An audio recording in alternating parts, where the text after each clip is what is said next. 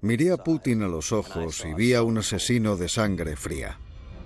Cuando miras a Putin a los ojos, lo único que ves es KGB, KGB, KGB. Todos los que se oponen a Putin han tomado la decisión consciente de sacrificar sus vidas. Si Vladimir Putin pudiese haberme asesinado de forma que nadie relacionase mi muerte con él, ya estaría muerto.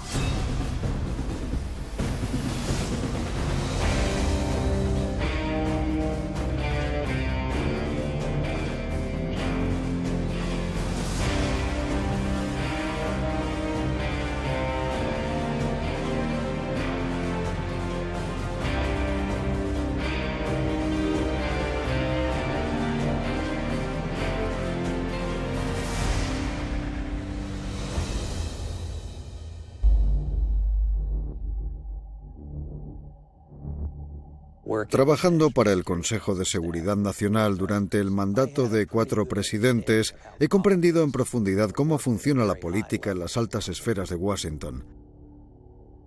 Hubo un periodo en el que parecía que había opciones reales de entendimiento entre Occidente y Rusia. En parte esto se debió a que durante casi todo el mandato de Bush parecía que Putin seguía buscando una forma de colaborar con Occidente. Fue el primer líder en llamar al presidente Bush después del 11S para ofrecerle su apoyo. No se me ocurre mejor forma de tender la mano a la Casa Blanca.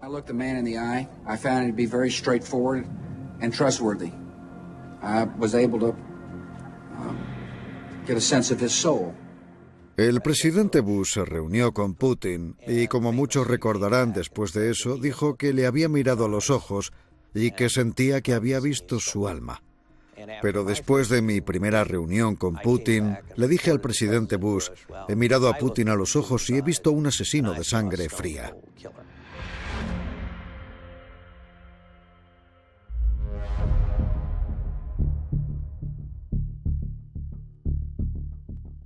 He recorrido Rusia de cabo a rabo. Es un país que verdaderamente me encanta. También me gustan mucho los rusos, por muy difíciles que a veces sean de tratar. La primera vez que vi a Putin, y fui consciente de su existencia, fue en la oficina de un hombre llamado Anatoly Sobchak, que era el alcalde de San Petersburgo. Sentado en un escritorio junto a él, estaba ese personaje bajito, un tanto astuto, de pelo rubio y aspecto modesto. Y se trataba nada más y nada menos que de Vladimir Putin. La verdad es que no hablé con él. ¿Por qué iba a hacerlo? No era nadie importante. Para que nos entendamos, si hubiese tenido que hacer una lista de las 100 personas que más posibilidades tenían de llegar a primer ministro de Rusia, no habría incluido su nombre en la lista. Y creo que muchas otras personas sintieron algo parecido. Es impresionante que Putin haya llegado a primer ministro en tan poco tiempo.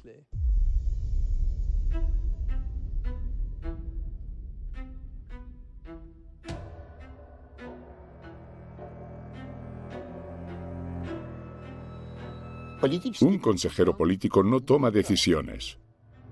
Su trabajo es escuchar a otros. Mi cliente era el Kremlin. El Kremlin de Yeltsin. Su objetivo era crear una situación ideal para poder retirarse. La paradoja era que estábamos trabajando en el problema del sucesor de Yeltsin, pero no sabíamos quién iba a ser, y Yeltsin tampoco lo sabía. Así que estábamos pensando quién sería la persona más indicada de todas para ganar las elecciones. Si Yeltsin hubiese traído a una mujer, a un marinero, a un obrero, y hubiese dicho, él es el candidato, todos habríamos dicho, vale, le elegiremos a él. Entonces nos trajo a Putin.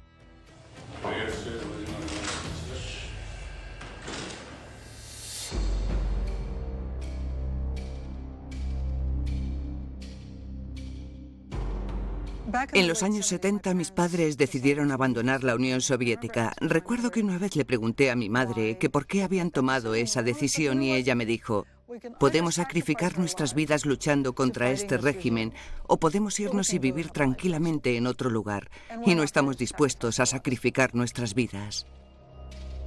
Durante la década de los 90 ocurrieron muchas cosas cuya legalidad era bastante cuestionable. Y en un momento dado, Yeltsin se dio cuenta de que si la oposición llegaba al poder, él tendría muchas posibilidades de ser procesado. Y sabía que era bastante probable que acabase pasando el resto de sus días en una prisión rusa. Y la forma más sencilla de evitar que eso ocurriese era consagrar al que sería su sucesor y asegurarse de que esa persona se encargase personalmente de garantizarle inmunidad frente a la fiscalía. Unos días antes de que Putin fuese nombrado primer ministro, comenzó una oleada de ataques terroristas. The midnight explosion collapsed 64 apartments, one on top of the other. The living have been rescued. All that remains is the dead. Putin tomó el puesto de comandante en jefe y Yeltsin se lo permitió. Это вызов уже не государству, это вызов народу. И поэтому ответ должен быть соответствующий. Он должен быть сверхжестким. Y su popularidad se disparó. De esta forma pasó de no tener reconocimiento público a ser conocido por todos los habitantes del país, además de convertirse en el político más popular de Rusia, y todo esto en el transcurso de 2 meses. Después de la primera explosión en un edificio de apartamentos, fui al despacho de mi editora y me dijo: hay gente que piensa que ha sido obra del FSB. El FSB es la agencia que sustituyó al KGB. Todos nos reímos porque era una idea demasiado descabellada. Pero entonces ocurrió algo muy extraño. Un político que estaba hablando en el Parlamento ruso se refirió a la catastrófica explosión ocurrida en Volgodonsk. El único problema era que esa mención se produjo 3 días antes de que tuviese lugar la explosión. Así que en 6 meses pasé de reírme de la idea de que esto podría ser obra del FSB a pensar que esa era la explicación más plausible, que esto era un plan para que Putin pasase de ser un político desconocido a convertirse en el más popular del país. Sabiendo lo despiadado que puede llegar a ser Putin, no me sorprendería lo más mínimo que los servicios de inteligencia rusos estuviesen detrás de las explosiones.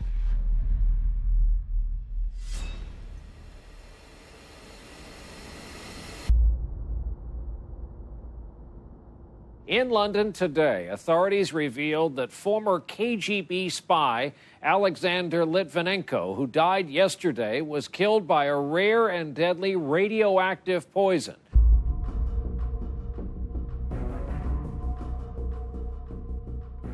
Sasha trabajaba para el FSB luchando contra el crimen organizado, pero de pronto se dio cuenta de que algo iba mal. Concretamente, se trataba de la corrupción que se había extendido por todo el FSB. Sasha dijo abiertamente: el FSB se ha convertido en una organización muy peligrosa. He was in charge of the internal investigation unit looking into corruption within the Russian intelligence service. He found a lot. He made a great deal of enemies. I have concluded that the FSB operation to kill Mr. Litvinenko was probably approved by Mr. Patrushev, then head of the FSB, and also by President Putin. Todo empezó a medianoche. Se empezó a sentir muy enfermo. No podía articular palabra, porque le dolía muchísimo la garganta y se le puso blanca. Tenía todos los tejidos internos dañados. Yo intenté calmarle diciéndole: Sasha, vas a salir de esta. Pero entonces me di cuenta de que le había arrancado sin querer el pelo con los guantes. Esos fueron los 2 últimos días de la vida de Sasha. Durante 23 días vivió un auténtico calvario, desde el primero hasta el último día. Y cuando se les ocurrió tomarle muestras de orina, se dieron cuenta de que tenía polonio. Todo el mundo se quedó muy sorprendido. Era la primera vez, el primer caso, que se investigaba de un asesinato producido por material radiactivo. Litvinenko left behind a deathbed statement, leaving no doubt who he thought had killed him. You may succeed in silencing one man, but the howl of protest from around the world will reverberate, Mr. Putin, in your ears for the rest of your life. Es muy importante que la gente entienda que él amaba la vida. Estaba lleno de vida. Él intentaba ayudar a los demás. Pero Sasha era una persona normal y nunca intentó ser un héroe. Quiero que todo el mundo lo entienda. Rusia no es Putin y Putin no es Rusia.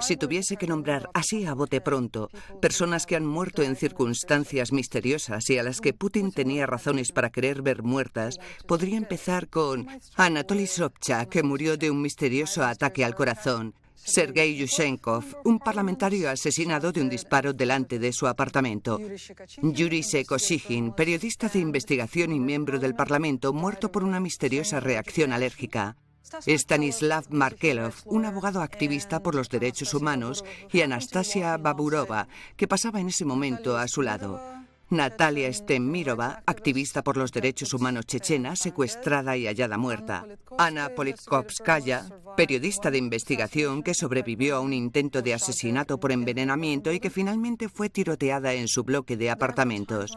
He llegado a recibir, creo que el récord han sido 400 amenazas de muerte en una semana. Así que sería estúpida si creyese que mi vida no corre peligro.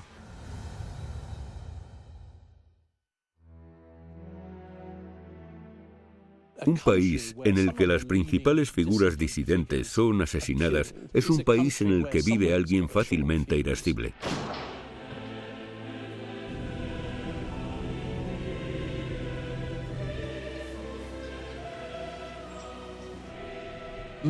Casi todo el mundo ve a Putin como un auténtico mujik. Un mujik es como un hombre duro, de zona rural. No es como esos blandengues que irían a París o a Londres, sino un auténtico ruso. Así es como la mayoría de los rusos quieren que sea su líder.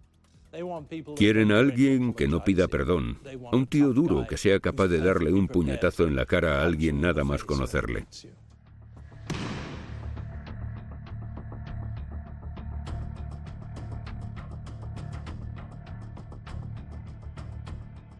Cuando Rusia pasó del comunismo al capitalismo, para los empresarios se abrió una puerta a un mundo de posibilidades en el que se podían hacer fortunas de forma instantánea.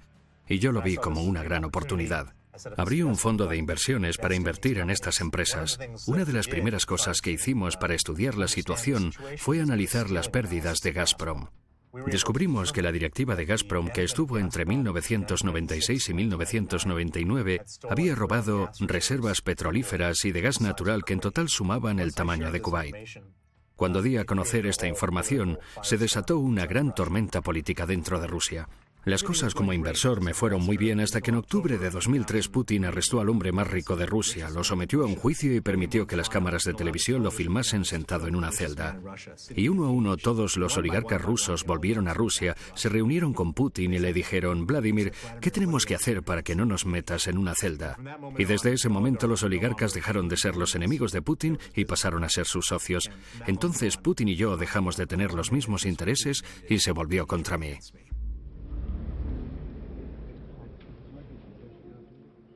Me parece que Putin tiene una visión muy maniquea de la gente con la que trata. Básicamente piensa, o estás conmigo o estás contra mí. Por un lado tenemos a varios oligarcas que han pasado mucho tiempo en Siberia, otros que han desertado a Occidente y un par que han sido asesinados. Pero por otro lado, los oligarcas que han hecho lo que Putin les ha dicho desde hace 15 años más o menos, han seguido siendo multimillonarios y han mantenido su influencia, su poder y su riqueza. Así que Putin ha cumplido su palabra. Creo que la forma en la que Putin se relaciona con los que le rodean es evaluando qué han hecho ellos por él. 13 de noviembre de 2005. Yo estaba de vuelta en Rusia y me detuvieron en la sala VIP del aeropuerto Sheremetyevo. Me llevaron al centro de detención, me encerraron durante 15 horas, me deportaron a Londres y me consideraron una amenaza para la seguridad nacional. Hicieron redadas en nuestras oficinas, se incautaron de todos nuestros documentos corporativos y los usaron para perpetrar un fraude masivo de 230 millones de dólares. Básicamente, robaron los impuestos que habíamos pagado al gobierno ruso. Así que contratamos al abogado más inteligente que pudimos encontrar, un joven ruso llamado Sergei Magnitsky. Sergei presentó pruebas del delito y un mes después de testificar contra ellos, estos mismos oficiales fueron a su casa, le arrestaron y le pusieron en prisión preventiva, donde le torturaron para que retirase su testimonio. Después le pusieron en una celda de aislamiento, lo encadenaron a una cama y entre 8 guardias le golpearon con porras de goma hasta que lo mataron. I want to recognize Sergei Magnitsky, whose remarkable life and tragic death is the reason, the catalyst that brought us here today. Putin y sus compinches roban dinero de Rusia, vienen a Occidente, guardan su dinero aquí, mandan a sus hijos a colegios de aquí, así que se me ocurre una idea, quitarles la posibilidad de viajar a Occidente. Esto se ha convertido en la ley Magnitsky de Estados Unidos. Putin ha dicho que su principal política internacional es tumbar esta ley. Hemos dado con el talón de Aquiles del régimen de Putin. We are sending a signal to Vladimir Putin and to the Russian kleptocracy that these kinds of abuses of human rights will not be tolerated. En represalia, Putin llevó a cabo un juicio en 2013 en el que sentó en el banquillo de los acusados a Sergei Magnitsky, que había sido asesinado por sus oficiales en prisión. Un juicio a un muerto. A mí me juzgaron in absentia como coacusado. Había 2 asientos vacíos en una jaula en un juzgado supremo ruso. Estaban el juez, los fiscales, los abogados de oficio, los alguaciles, los periodistas judiciales, las salas de prensa, los reporteros, y nos declararon culpables a los 2. Esta fue la primera vez en la historia de Rusia que juzgaron a un hombre muerto. A Sergei no podían hacerle nada después de declararle culpable, pero a mí me condenaron in absentia a 9 años en una cárcel rusa. Si Vladimir Putin pudiese haberme asesinado de forma que nadie relacionase mi muerte con él, ya estaría muerto.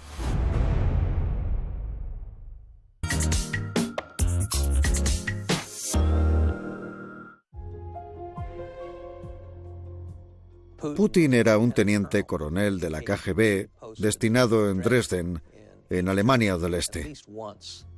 Se lo recalqué al menos en una ocasión cuando yo era subdirector de la CIA y me reuní con sus jefes. Le dije que él había sido teniente coronel en Dresden. Enfrentarse a Putin es una experiencia muy diferente a lo que uno imaginaría. En todas mis reuniones con él nunca levantó la voz. Puede ser una persona muy sarcástica y es muy pragmático. Es una persona muy seria. No se puede decir que tenga mucho sentido del humor.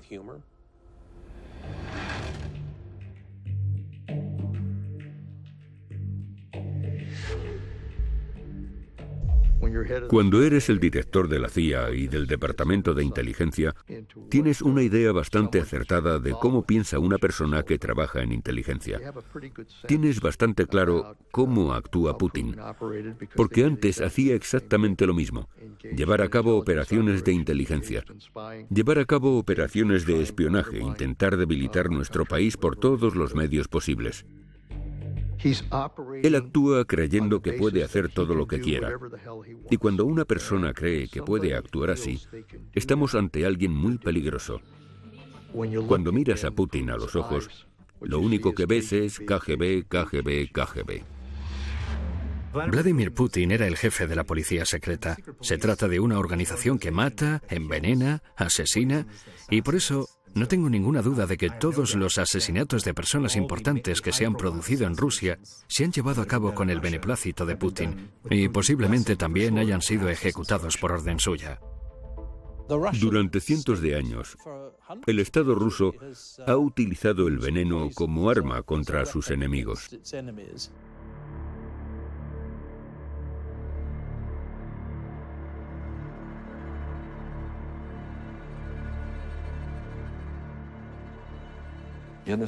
Mi objetivo no era crear una política contra la lengua rusa. Mi objetivo era desarrollar una política que cohesionase Ucrania. Esa fue la razón por la que fui invitado a reunirme con el jefe del Servicio de Seguridad ucraniano. Yo era reacio a ir a esa reunión.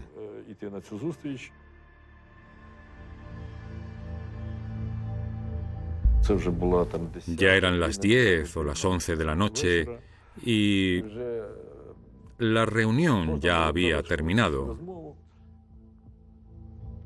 Pero trajeron un poco más de comida a la mesa y me invitaron a quedarme un rato más para probarla. Fue el único plato que sirvieron en pequeñas raciones individuales. En cuanto probé el primer bocado, sentí un dolor de cabeza muy fuerte.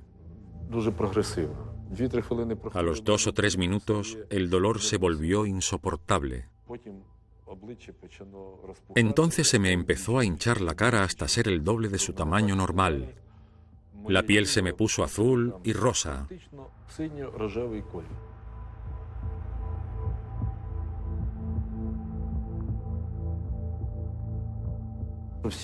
Todas las personas que nos habían servido ese plato abandonaron Ucrania al día siguiente y se fueron a Moscú. Hasta la fecha, los investigadores no han tenido oportunidad de interrogar a esas personas. Cuando los investigadores analizaron las características del veneno, una dioxina, solicitaron información a los 4 laboratorios del mundo que producen ese tipo de toxina. El único laboratorio que todavía no ha contestado es el ruso. Le he pedido personalmente al presidente Putin que elimine las trabas que bloquean la investigación y que dependen de la cooperación rusa. Todavía no he recibido respuesta por su parte.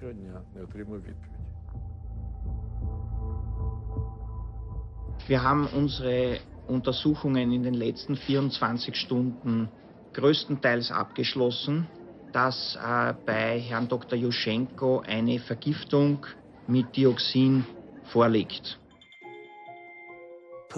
Putin asistió a la Conferencia de Seguridad de Múnich en febrero de 2007. Yo estaba sentado junto al pasillo, en la primera fila, y Putin estaba justo al otro lado del pasillo, también en la primera fila. A su lado estaba Angela Merkel, la canciller alemana, y junto a ella el presidente de Ucrania, Yushchenko, que creía, y tenía razones para hacerlo, que la KGB había intentado envenenarle. Tenía la cara picada como resultado del envenenamiento. Entonces, cuando Merkel se levantó para dar el discurso inaugural, Putin y Yushchenko se quedaron sentados prácticamente el uno al lado del otro, y Yushchenko le lanzó a Putin una mirada de odio que no trató de disimular. Fue impresionante.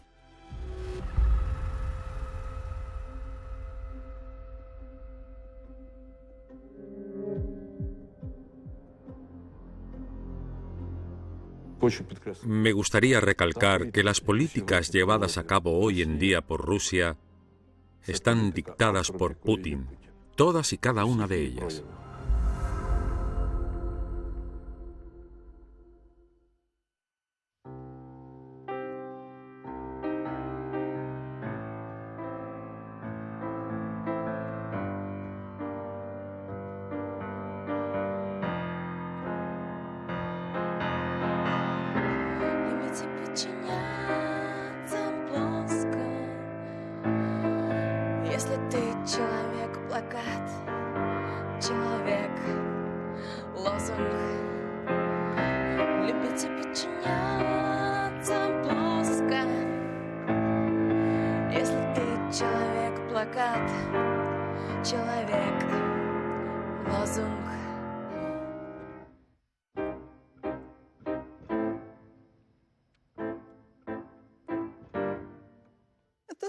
En este momento, los que se oponen a Putin de forma activa en Rusia son personas que han tomado la decisión consciente de sacrificar sus vidas para combatir este régimen.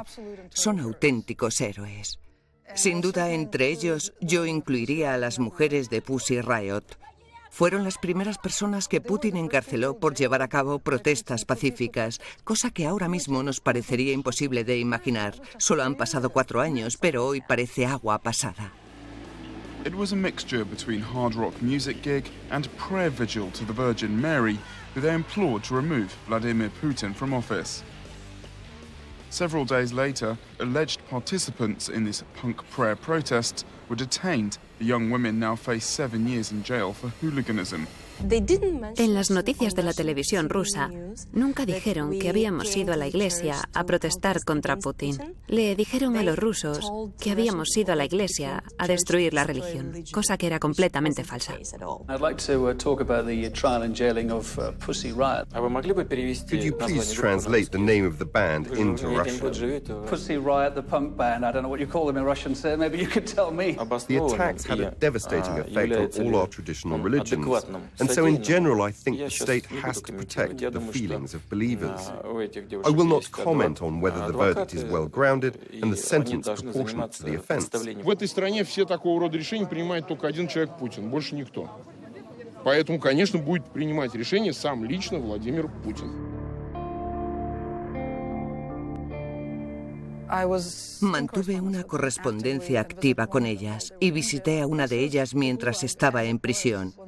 Eso es el Gulag tal y como lo describió Solzhenitsyn. Descubrí el infierno en el que viven. Sufren trabajos forzosos, privación de sueño, inanición, tortura. Es una humillación física y emocional las 24 horas del día. Es muy difícil no venirse abajo. Ellas lo consiguieron. Mantuvieron la entereza, aunque vi como Nadia estuvo a punto de venirse abajo.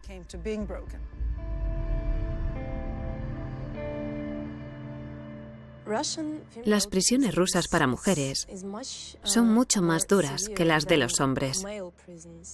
Solo había una fuente de autoridad en la prisión de mujeres, la del jefe de la cárcel. Le llamábamos amo.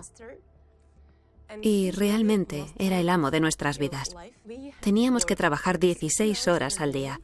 No nos dejaban ir al baño o parar para comer algo o ir a fumar. Teníamos escasez de medicamentos, escasez de comida. Nos aplicaban castigos no autorizados.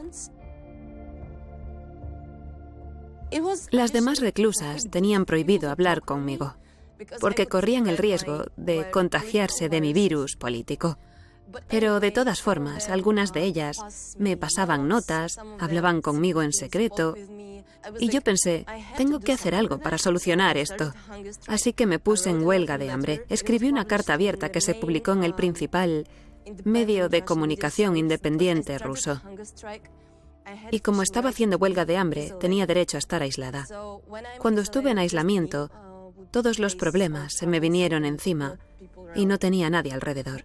Debido a la huelga de hambre, me empezaron a salir ampollas en la piel, por todo el cuerpo y la cabeza, entre el pelo.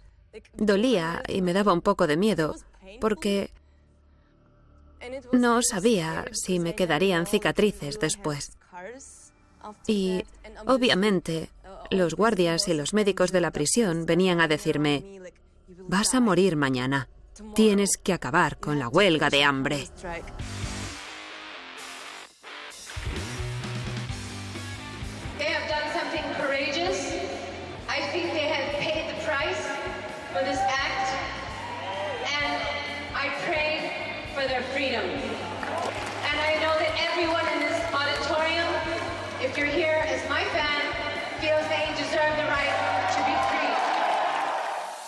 Esperábamos estar en prisión unos 3 años.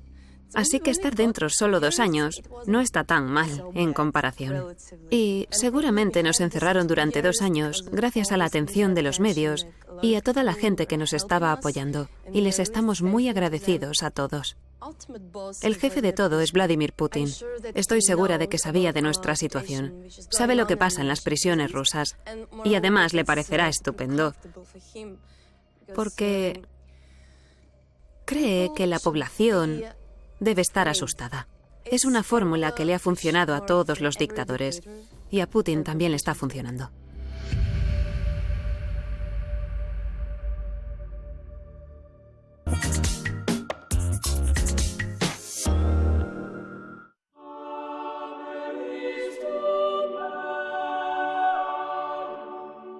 Putin es una persona que valora dos cosas en la vida: el dinero y el poder.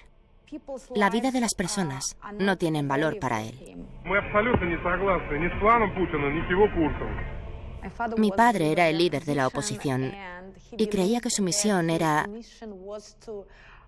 luchar contra Putin, no contra aquellas personas que trabajaban con Putin, sino directamente contra Putin. Enfrentarse es confrontarse. Y mi padre se enfrentó a Putin porque quería que nuestro país no se basase en lo que decía Putin. Su frase favorita era «Rusia sin Putin». Мы должны сказать «хватит маразму». Мы должны сказать «Россия и Украина без Путина». Россия y Ucrania без Putina. Mi padre sufrió cada vez más presiones. Le detuvieron 2 veces por participar en protestas. En protestas autorizadas por el ayuntamiento de la ciudad. Lanzaron una gran campaña de difamación contra mi padre. Мне кажется, что те, кто говорят о какой-то диктатуре, сами о ней мечтают. И в современной России эта их мечта уже недостижима. Поезд ушел. Unos grupos de juventudes pro-Kremlin le atacaron en la calle. Le pincharon el teléfono móvil y publicaron una de sus conversaciones privadas.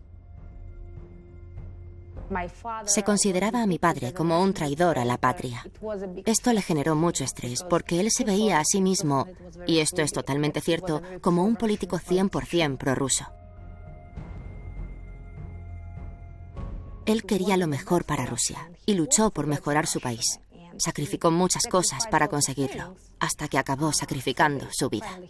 There is more breaking news tonight. One of Vladimir Putin's top opponents, who just last week was quoted in Russian media saying, quote, "I'm scared that Putin will kill me," has been gunned down in Moscow, shot in the back. Creo que fue una gran conmoción para todo el mundo. Sinceramente, nadie se habría imaginado que eso podría ocurrirle a mi padre.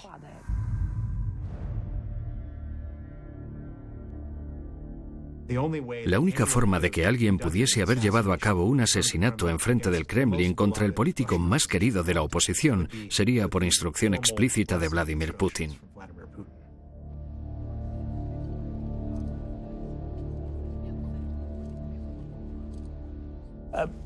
Putin puede ser un personaje muy duro e incluso cruel. Pero de todos los lugares estúpidos donde podría haber asesinado a Nemtsov, junto a los muros del Kremlin, es sin duda el más estúpido que podía haber elegido.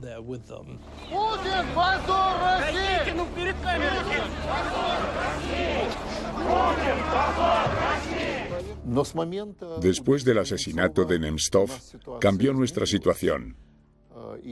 Y la opinión con respecto a Putin también cambió. Es muy improbable que vuelva a dar una orden como esa. Sin embargo, ha creado un sistema en el que algo así puede ocurrir de nuevo sin él. Nemtsov fue asesinado bajo las ventanas de Putin. Fue un revés muy duro para la autoridad de Putin y su capacidad de controlarlo todo. Era evidente que Putin se vio muy afectado por el asesinato, porque desapareció durante algunos días. Se dio cuenta de que la calle no estaba bajo su control.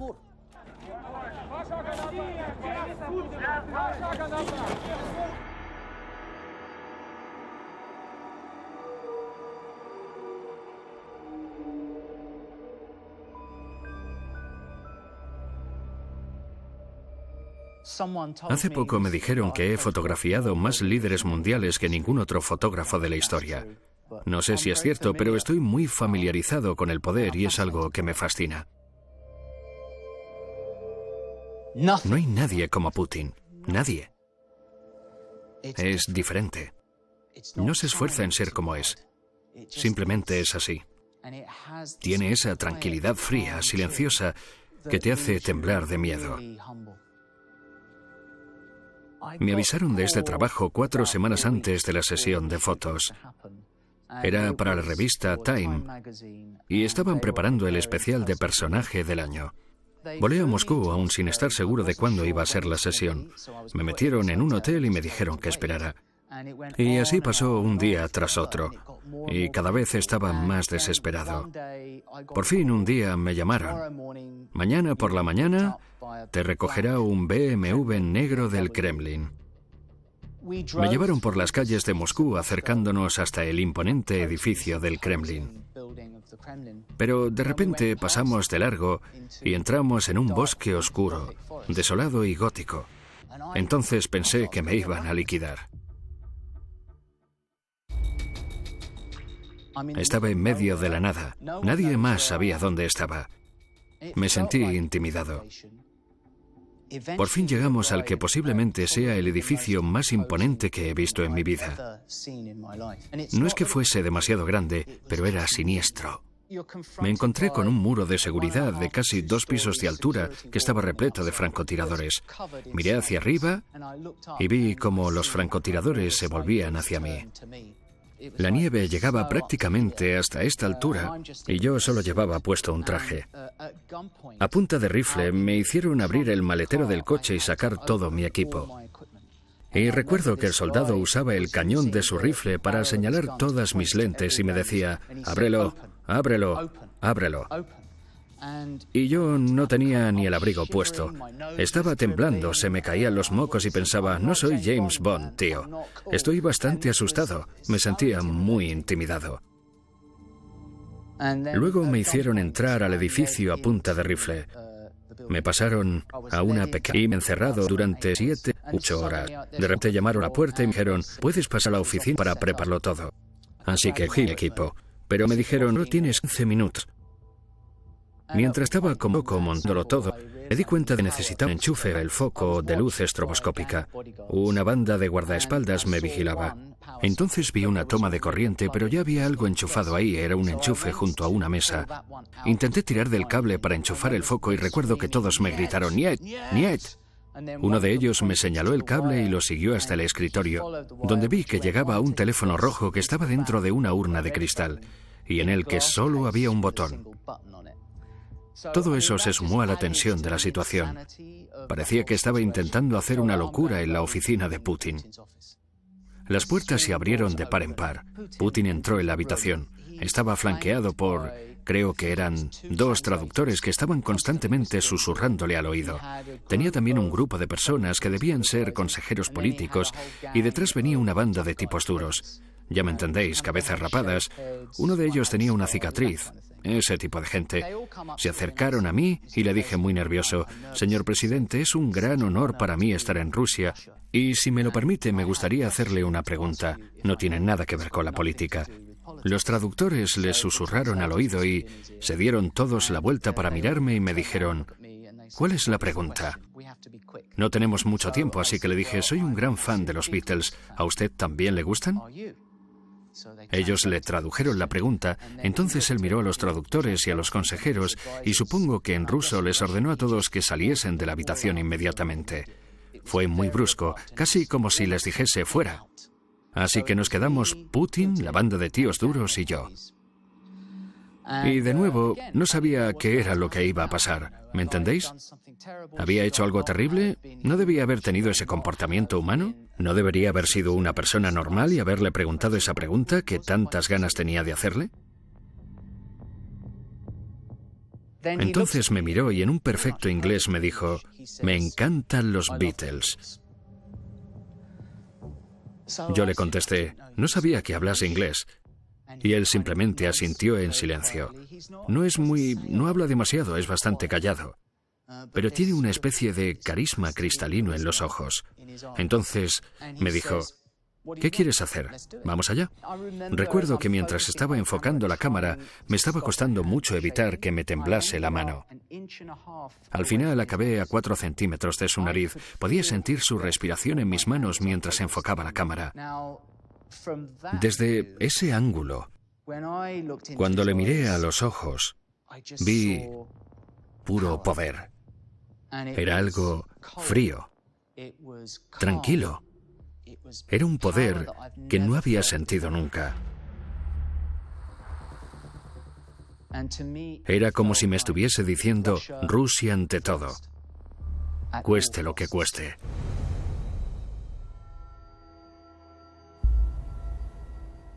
Técnicamente, Putin puede ser presidente de Rusia hasta 2024.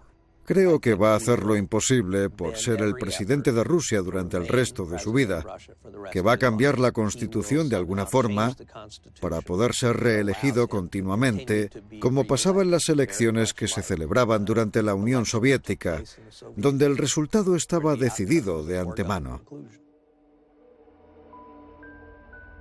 Empezó a gobernar un país en un momento muy doloroso de su historia. Aún no se había recuperado del totalitarismo, no se había recuperado del gobierno comunista, aún no se había reconciliado con su memoria, destruyó la cultura volviendo a implantar un Estado totalitario, y no sé si Rusia se volverá a recuperar del impacto de este periodo. Se mueve rápidamente. En cuanto ve una oportunidad, intenta aprovecharla. Cree que, reafirmando su poder, puede llegar a controlar el devenir de los acontecimientos. Pero no ha pensado fríamente a dónde lleva todo esto. Creo que se ha embarcado en una misión que no va a tener buenos resultados.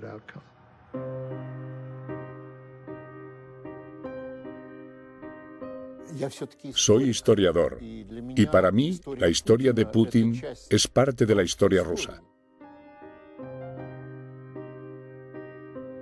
Y la historia rusa es una serie de interminables derrotas.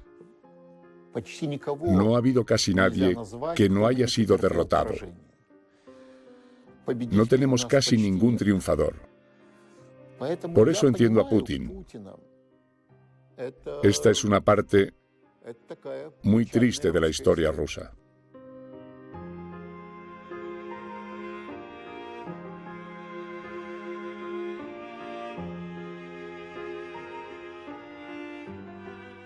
Putin ha creado un mito de sí mismo, ha hecho creer a los demás que si él no está en el poder, si no es un hombre fuerte, todo el país se desintegrará. El pueblo ruso se merece algo mejor y Rusia también se merece algo mejor. Librarse de Putin sería solo la primera piedra del camino para Rusia. Se convirtió en presidente porque fue capaz de prometerle a Boris Yeltsin que protegería a la familia Yeltsin y todo el dinero que ésta había robado. Y ha mantenido su palabra. Hoy en día no hay nadie en Rusia que pueda prometerle lo mismo a Vladimir Putin. Personalmente creo que va a salir de su despacho con los pies por delante.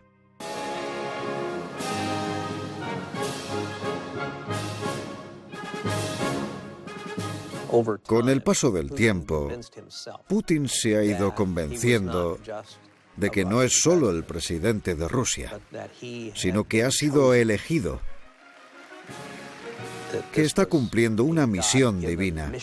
Es el encargado de devolverle a Rusia su grandeza.